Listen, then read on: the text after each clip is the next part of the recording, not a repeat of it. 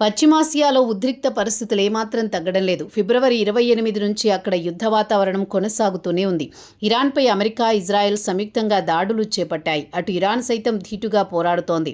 Iran, America మధ్య శాంతి చర్చలు కుదిర్చేందుకు పాక్ యత్నించినా ఫలితం లేకపోయింది. మరోవైపు యుద్ధం కారణంగా ప్రపంచ వాణిజ్యానికి కీలకంగా ఉన్న హర్మూజ్ జలసంధిని ఇరాన్ మూసివేసింది. ఈ నేపథ్యంలో ప్రపంచ దేశాలు సంక్షోభంలో మునిగిపోయాయి. ఈ నేపథ్యంలో ఇరాన్, అమెరికా మధ్య మరోసారి భారీ యుద్ధం జరగొచ్చనే అనుమానాలు వ్యక్తమవుతున్నాయి.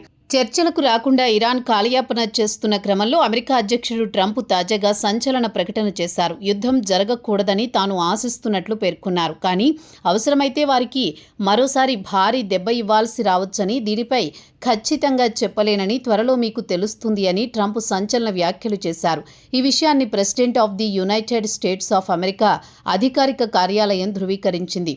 శాంతి ఒప్పందం కుదుర్చుకునేందుకు ఇరాన్కు ఇంకా కొంత సమయం మాత్రమే ఉందని ట్రంప్ స్పష్టం చేశారు. ఇరాన్ నాయకులు అత్యంత తీవ్రవాద భావజాలం కలిగిన వారని, ఒకవేళ వారి వద్ద అణు సంబంధాలు ఉంటే వారు ఖచ్చితంగా వాటిని ఉపయోగిస్తారని, అందుకే ఇరాన్ను అణుశక్తి దేశంగా ఎదగనివ్వబోమని పునరుద్ఘాటించారు. అంతకుముందు ఇదే విషయంపై ట్రంప్ కీలక వ్యాఖ్యలు చేశారు.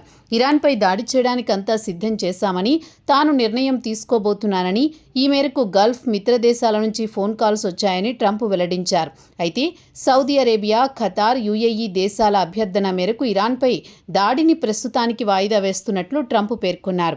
ఒకవేళ ఇరాన్కి ఇచ్చిన గడువులోపు శాంతి ఒప్పందం కుదరకపోతే క్షణాల వ్యవధిలో ఇరాన్పై పూర్తిస్థాయిలో భారీ ఎత్తున దాడి చేసేందుకు అమెరికా సైన్యం సిద్ధంగా ఉందని ట్రంప్ ఈ మేరకు ఆదేశాలు జారీ చేశారు.